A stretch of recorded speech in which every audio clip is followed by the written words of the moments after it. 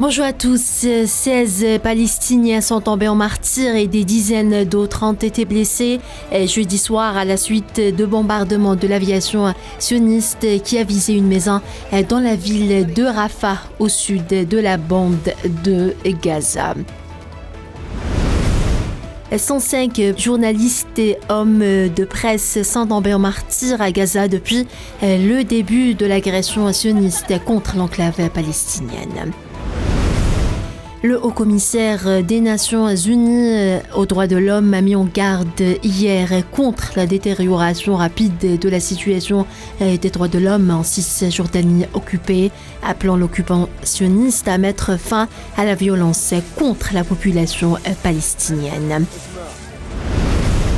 Et puis, le bilan de l'agression génocidaire sioniste contre la bande de Gaza s'est alourdi à 21 320 martyrs depuis le 7 octobre dernier, ont indiqué hier les autorités sanitaires palestiniennes. Le porte-parole du ministère de la Santé à Gaza a également fait état de 55 603 blessés. La force intérimaire de l'ONU au Liban a appelé jeudi les autorités libanaises à ouvrir une enquête après une attaque dans le sud du pays contre une de ses patrouilles la veille dans laquelle un casque bleu a été blessé.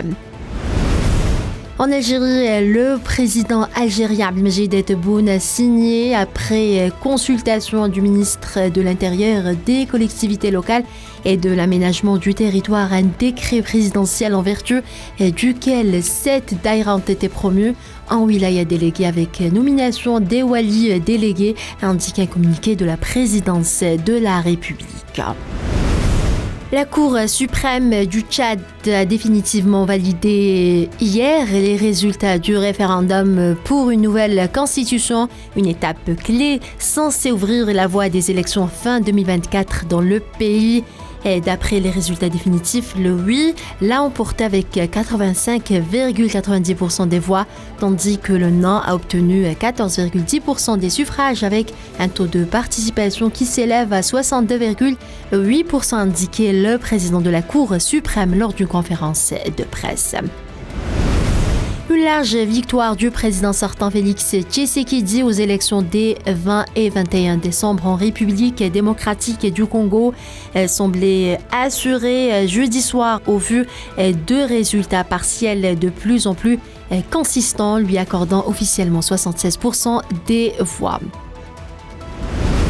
Le Conseil constitutionnel sénégalais a réceptionné 93 dossiers de candidature à la présidentielle de février 2024 avant la date limite de dépôt qui a expiré mardi à minuit. Au Pakistan, la commission électorale pakistanaise a accepté hier la candidature de l'ancien Premier ministre Nawaz Sharif aux élections de 2024 selon des médias. Le Mexique et les États-Unis sont convenus de renforcer leur collaboration pour s'attaquer aux causes profondes de la migration irrégulière et pour mettre fin à la traite des êtres humains, a annoncé jeudi le ministère mexicain des Affaires étrangères. Aux États-Unis, l'État américain du Maine a annoncé jeudi que Donald Trump ne figurerait pas sur les bulletins de la primaire républicaine en vue de la présidentielle de 2024, une semaine après une décision similaire dans le Colorado en lien avec l'assaut du Capitole en 2021. Et puis, la principale centrale syndicale d'Argentine, la CGT, a appelé à une grève générale le 24 janvier pour protester contre les premiers décrets et projets de loi de la présidence ultralibérale du nouveau président Javier Milei. Voilà, c'est la fin de ce bulletin d'information. Merci à vous tous de l'avoir suivi et à demain.